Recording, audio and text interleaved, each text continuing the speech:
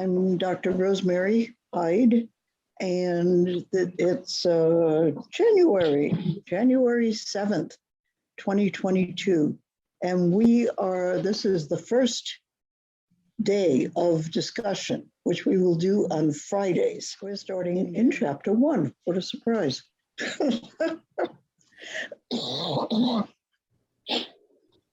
And this starts with the actual life story of the author.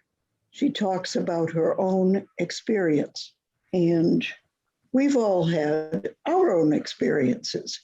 She grew up in Soviet Russia, and when she was 13, the Soviet Union fell apart. And so everybody there had to figure out who they were, because the Soviet Union was an experiment, really, in trying to create a sense of togetherness in a whole bunch of different people by suppressing, by not letting anybody know who they were. It went on for 70 years, so 3 generations of people. The oldest ones, her grandparents, knew who they were. They were Jewish, but there were like 180 different languages in the Soviet Union that weren't allowed or taught. And all those people were, by 3rd generation, were deprived of knowing their culture. And so the only, and being Soviet, that wasn't a real identity. It didn't have generations and generations of culture, of traditions, of beliefs, of ideas, of language. It was brand new and it was artificial. So it didn't really work. But the young people at the time when the Soviet Union dissolved had to figure out who were they. And yeah, it's harder when you haven't learned right from early childhood who you are. All of us have to learn it. And it's harder if you have to figure it out. But anybody who moves from one place to another has to do that in their childhood.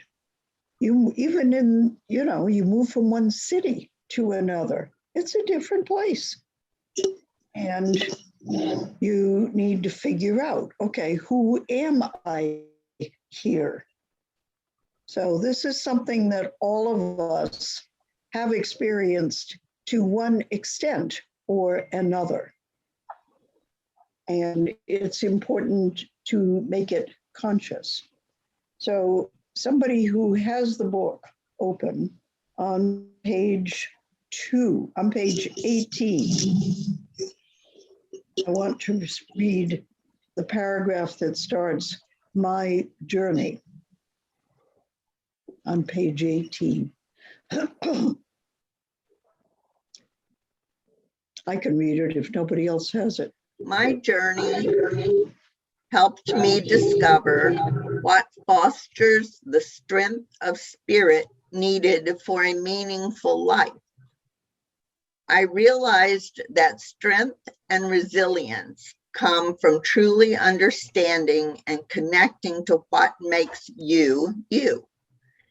Getting to know yourself and your core values is a lifelong process that you can start at any moment.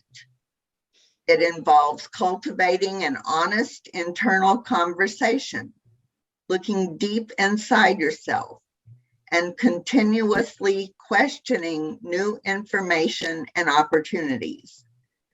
Beyond that, it means taking full responsibility for your life, for the answers you give to yourself, and for the choices you make based on these answers. Okay, let's go on to the next one and then we'll stop. Why do we need strength and resilience? At times, most of us feel that the world is confusing, scary, and even going downhill. We're uncomfortable with political, religious, and social changes taking place so quickly. Political extremists and populists are gaining power. Fundamentalists are carrying out terror attacks in the name of religion. Artificial intelligence is taking over our jobs. And every day the media is blaming someone new for this chaos. In truth, things have never been better. Compared to 50 years ago, we have better health care. Famine is rare. Many parts of the world have clean running water, and equal opportunity is improving all the time. So why do we feel uneasy about what's going on today and so anxious about the future? That's a really good question. Okay, so she said that really what we all have to do is look deep inside ourselves to figure out, who am I? If I ask you, who are you? What are some answers you might give? Yes, I can respond. Go ahead, Abu. Yes, for example, if someone asks me who I am, I can say my name and my last name and the country I come from, and also what is our tradition, all kind of these things. I can give all this information, I think. Okay, so go ahead and do it. Say it. Uh, so hi to everyone. This is Abu Diallo from Senegal. I am student and I am also, my tradition is Tukulur. I speak 4 local languages in Senegal, and the language I speak in here is the Wolof and the Tukulur. Okay. And you speak English and you speak French. Yes. Okay. Okay. Who else wants to tell us who you are? For me, it's I think the same. I tell people about my name, my last name. Go ahead, do it. Tell us. Okay, my name is Wafa from Morocco, and I am 22 years old. I'm a graduate girl. I speak Standard Arabic and Moroccan Darija and Amazigh language. And I have started learning English since it will be 28. That's all. Okay. So you both gave your names and your countries, and Abu gave his cultural affiliation and his languages. And Wafa told us her age, and Abu said he was a student, his occupation. Wafa added, I'm getting mixed I'm up graduated. already. I said that I'm graduated. and you said you were a girl, Yeah. which, that's could be an important aspect of somebody's identity. Who are you? Who are you? It may not be. So do you want to answer, Aminu Soba? Hi. Yes, who I am. Who I am. Yeah. I am Aminu Soba from Indonesia. But yeah, I don't have works I am a jobless. Here, I You're just what? open. Yeah, jobless I am. Jobless, no work. But I tried to open a small business here related to the food in my country. It is called satay and soto, because it is one of the famous food in my country here. Satay and soto. Yeah, this is my job. This is my work. I don't have skill because I don't have skill. Yeah.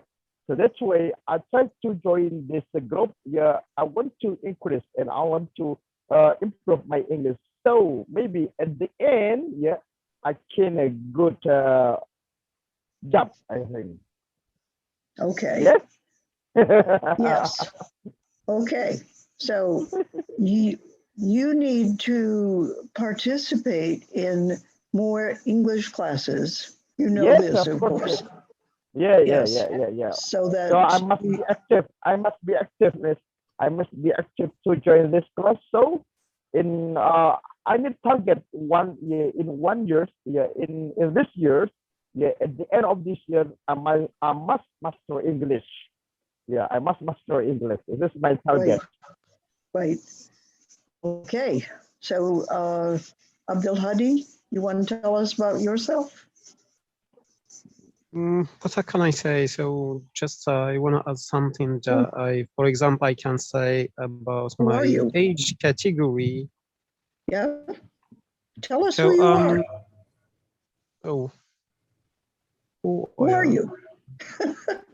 Well, I'm an English learner. You can say Okay. that I'm English learner.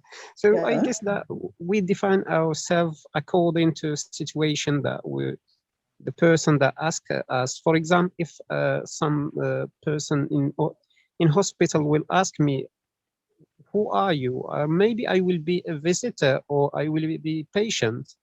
Good. Okay, that's correct. Sometimes the answer to the question, who are you, depends on where you are and who you're talking to. That's a very good point. Yes. And if you are in the hospital, that's important to know for the people there to know. Are you a patient or are you a visitor? Good, good answer. We still don't know who you are, but if Uh, you were in the hospital, we Well, would know. as I am living in Morocco, I speak also Arabic and French, and I'm a farmer. I have just a small business farming. I have few cows and I grow some crops like oat, barley, wheat, corn, depending on the year and the other year. So it's not usually the same crops. And I grow also green beans in summer because it is suitable to grow green beans in summer rather than winter. What Okay, else? very interesting. So you told us something about your occupation. Mm-hmm. Actually, I live about 4 kilometers of the Atlantic Ocean, so it's quite close to the Atlantic Ocean. And Interesting. that's make it suitable. The weather will be mild and because the ocean warm Right. the weather in winter and cool it in summer. Cool. Nice. Yes. And I sort of spaced out when you said what country. Maybe you didn't say what country. Say it again? What country are you in? Morocco? Yes, I'm Okay. Moroccan, yeah. Okay, okay. We got a couple of people from Morocco on here. Cool. Zaire, how about you?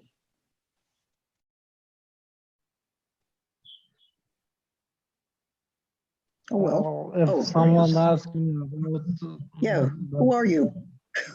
if someone asks me that, who are you? Who are you? Yes, I will answer him or her that my name exactly, my personal Okay. information, my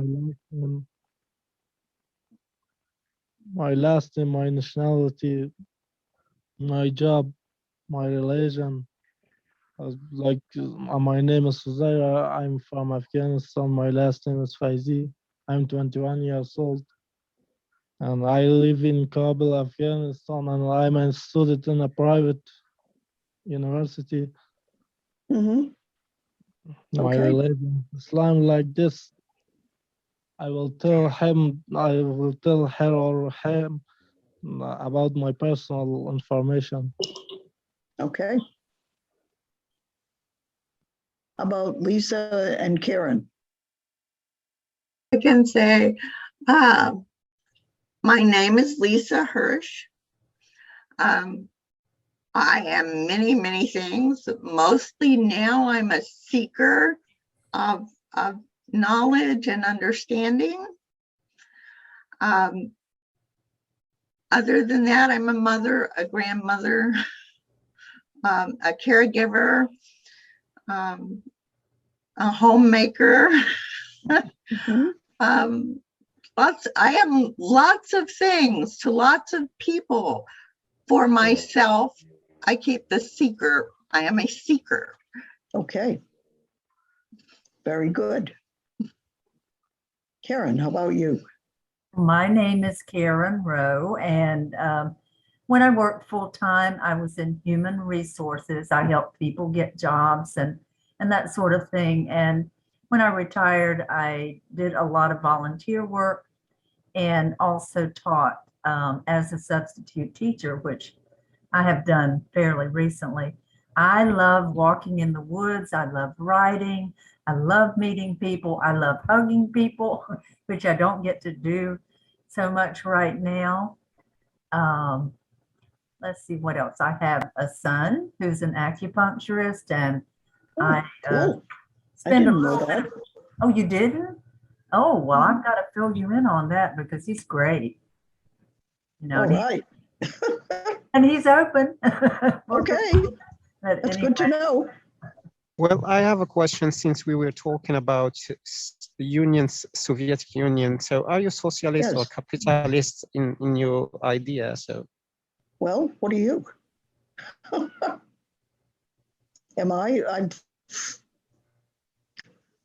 That's okay. That brings up another good point. And that is that there are some aspects of our identity that we don't really want to share in a particular setting. So we don't tell everything about who we are to everybody, most of us, right? I mean, sometimes one thing seems useful and sometimes other things do. I'm certainly, what were the two categories you asked me? Capitalist or Capitalist. socialist? Capitalist or what?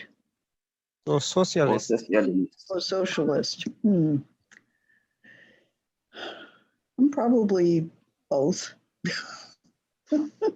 Right. We live in a capitalist society Right. with socialist ideas of helping one another, but not of removing who we are. So the socialist ideas of making sure everybody has enough to eat and has enough medicine, has an opportunity to education. I think that those are ideals that I share with socialism, but I live in a capitalist society, so Right. I have to And- be somewhat And capitalist. that's how the economy works. So yes, and so like for instance, I'm retired also. You wouldn't believe it to look at me, but I've retired a few times actually. My first retirement was I was a university professor and retired about 25 years ago. And there have been a few things since. But part of what keeps me alive now is the retirement pension. one from the government and one from the place where I worked. So that's socialist. You know, it's very confused. Well, Yes. this pension isn't your contribution that you contribute before you contribute before that you paid before for this pension. Yeah. They don't give you something from. Right. So most people in America have had some kind of work, either in the private sector or for the government, in which they have been able to build up some kind of retirement income. So when you get older, you retire. And you may still work. And you may still earn some money working, even when you have retired. So, you know, whenever I go to the hospital or to the doctor, one of the questions is, are you retired or are you working? Yes. You know, yes, both. How about you, Karen? When I go to the doctor, No. Who are you?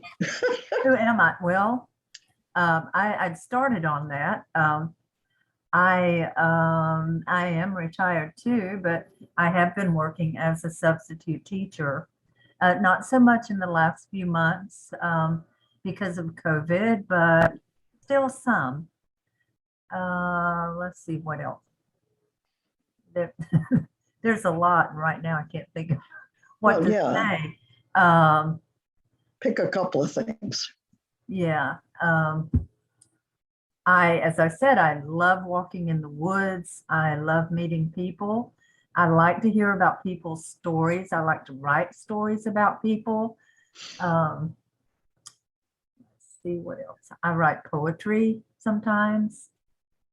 And I enjoy reading as a pastime. I don't watch a lot of television, but every now and then I do. And, okay. And I mentioned my son. Right. And I also have a granddaughter. Which, my son and granddaughter lived with me for 10 years. So that's been a change after COVID that has taken some adjustment. Oh, yeah, no kidding. Right. I have heard that lots of American or English people, they are monolingual. Are you also monolingual? Bilingual? Do you speak only English or do you speak other languages? I mainly speak English. The language I studied was Latin. But I am learning French. I am learning French because I have a French person that I've been writing for 3 years. We've never seen each other, but we write every day. Cool. And I have learned some French, so, but I can't say I can speak it. And great. I'm bilingual. I learned French when I was a child and English, and I still speak both. And that's been an important aspect of my life, that I'm bilingual. A very important aspect of my life. If you didn't know that about me, you wouldn't know a whole lot about me. Because I have studied language and how it works. And I have a doctorate as a linguist. And I taught French. I lived in France. I have studied and written the book about a French dialect in the Midwest. And I can speak that dialect. And most of the people who speak that dialect have now died. I was younger than the people who still knew it. So there's now maybe 3 of us who speak that dialect. Oh, that's interesting. Yeah.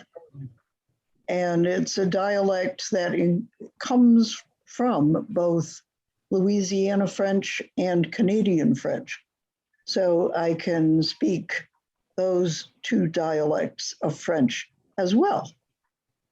And I studied with a guy who was a scholar of Haitian French. So I have, I've had experience throughout my life of speaking different kinds of French. So being bilingual has been very, very important for me. And Irina Nevzlin talks about her, first of all, being Jewish in Soviet Russia, when people were told they couldn't do things if they were Jewish, but they weren't allowed to learn what that meant to be Jewish. It was just a label that applied to them. And if they were Jewish, they couldn't go to these schools and they couldn't enter those occupations.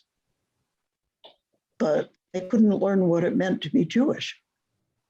So that was kind of a weird challenge. So what have we told each other about ourselves? Different people. Oh, hi, Chris. Hadn't seen you. Hi, teacher. What have we Sorry, told I'm each late. other? Well, I'm glad you're here. We're talking about identity. We've all told each other who we are. You want to tell us who you are briefly?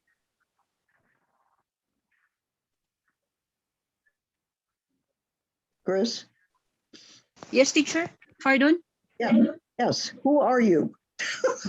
Oh, okay. I'm Chris. I'm from the Philippines, but now I'm living in Toronto, Canada. I'm working student, and I'm a simple and hardworking. But even though I'm longer in Canada, my English is not very good. But I try my best to learn more. I think you're doing pretty well myself. Thank you so much, teacher. Yeah. And you just told me several things about you that I didn't know. Thank you. You're welcome, teacher. Yeah. So we've each revealed different things about ourselves in addition to our name and what country we live in, right? And we've also talked a little bit about things we don't normally, share about ourselves. So what more do we understand about ourselves? There's a lot of things that people know about themselves that they don't share with anybody. Right? Yes, teacher. I agree. Because sometimes, teacher, it's hard to share your problems to everyone if you do not know who is your close friends. It's better Right. that you are the one to keep it in secret and keep praying. Yeah. So everybody's got problems. Yeah. It just comes with being human. There are, Exactly. different aspects of health that work better or worse for everybody, and everybody's unique in that area, but that's not something we normally talk about with others, right? We figure, why should they be interested, for one thing, or, why should I burden people with those things?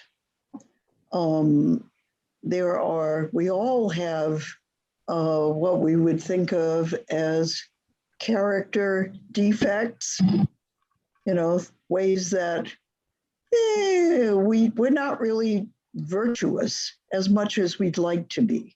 We're not as good as we'd like other people to think we are. most of the time, for most people. There's something that we're not, some area in which we're not perfect, and we don't want it to let anybody know that we're not.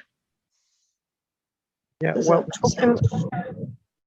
talking about Yeah. problems, I guess that if we don't have a problem, we will create it because we can't live without problems. Well, that's an interesting thought. You're right. We do create problems sometimes. Yeah, Yeah, absolutely. it's correct. Yep.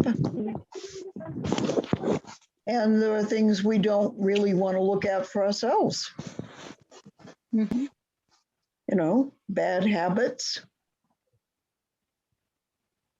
Maybe, Mostly. yeah, you know, things that, okay, I should be doing whatever now, but I'm not. I'm just relaxing. I'm just playing. I am eating candy. I'm eating and drinking are a lot of those. I'm, you know, there's all kinds of behaviors that we indulge in when we would like to be more virtuous, more perfect, right? We all have those kinds of items in our inventory of self-knowledge, but we're not sharing those things. We all want to look beautiful, perfect, virtuous, happy, healthy, genius, intelligence, right? We don't ever want people to know that, well, sometimes we goof up. Sometimes we make mistakes. Sometimes we don't realize what's really going on. Sometimes, you know, we misunderstand. That's embarrassing. I think that's pretty universal. And then there's also stuff that we haven't realized yet about ourselves. And, you know, I'm pretty old compared to most people here. And I realized 3 days ago, because I got involved in I spent hours on the phone with Apple and with Verizon about Nancy's cell phone, about my friend's cell phone that had died. I argued on the phone for hours about this stupid phone that had died. Why did I do that? Why did I let that happen? We didn't end up fixing it. You know, it ended up in a dead end. And I was furious. I was so angry, especially when the guy then said, well, we can't do any more until you buy this insurance program. Why did I let that happen? I didn't have to, but I got lured in because it was a problem and I got triggered. I went to an old belief that, okay, it's a problem and I have to fix it, which I couldn't do. So then I got mad. Why did I believe that I had to fix it?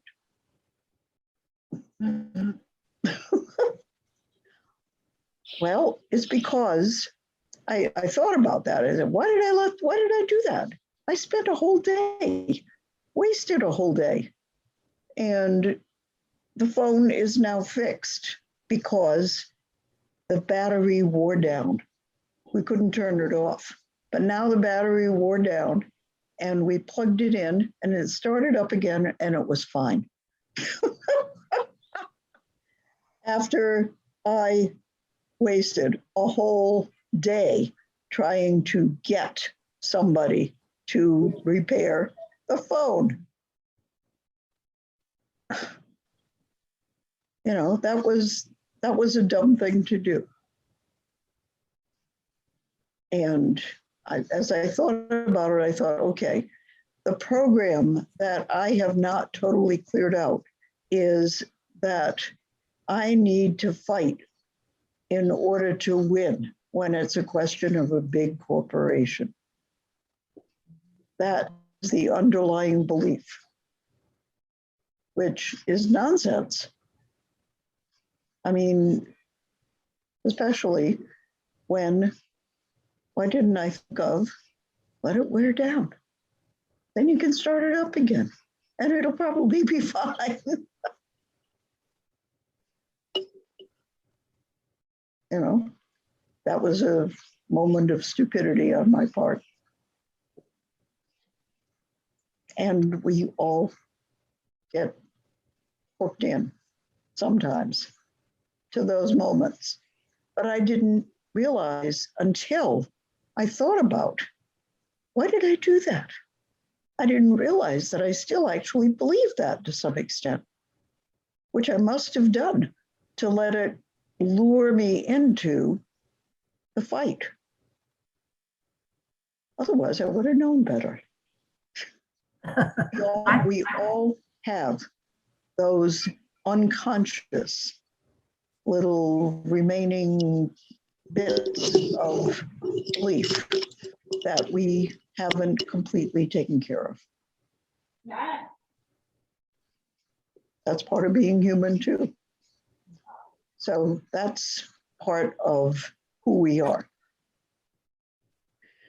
When you go to another place, like Abu, the other day you said you were in Dakar, right?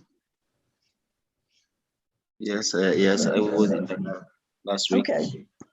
So when you were in Dakar, I bet that there were things that happened or things that you needed to do that you don't usually do unless you go to Dakar a lot, right? Yes, yes, there were things that I need to do that I can't do in here, so I have to leave my house, which is in Kermasar. We call it Kermasar, and try to go to Dakar and try to fix how can I say it, to fix things which I can do in my house here. So when you go someplace else, you have to become someone else. Yes, right. When I go there, it's not the same Abu I can say, because, for example, when I'm in my house, I can feel more comfortable than when I'm in another house. Yes. Yeah. And when you're in Dakar, you have to dress differently, look differently, behave differently, talk differently, think Yes. differently. That's an example of how we develop our identity over a lifetime.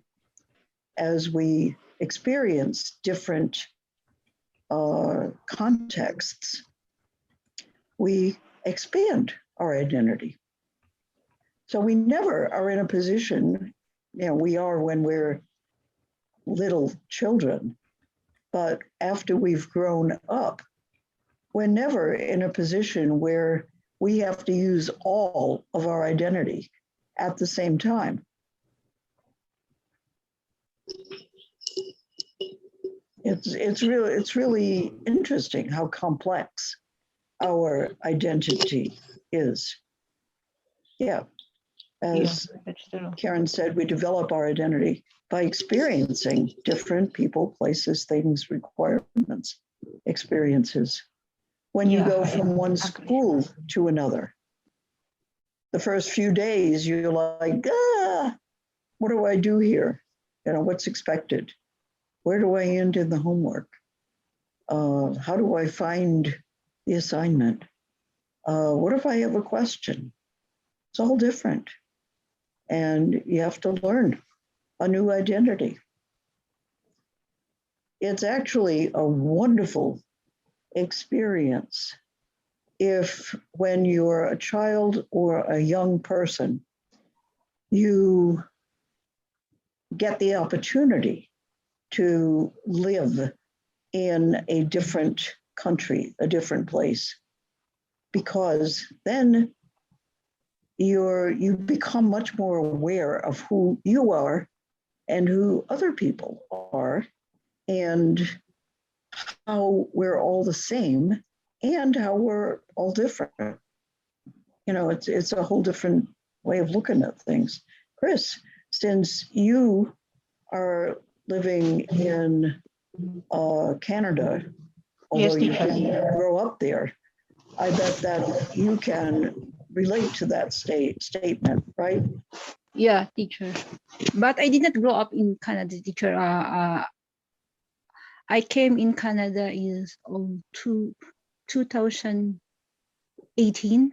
Yeah. Okay, so you've been there for 2 years. And what have you learned about yourself?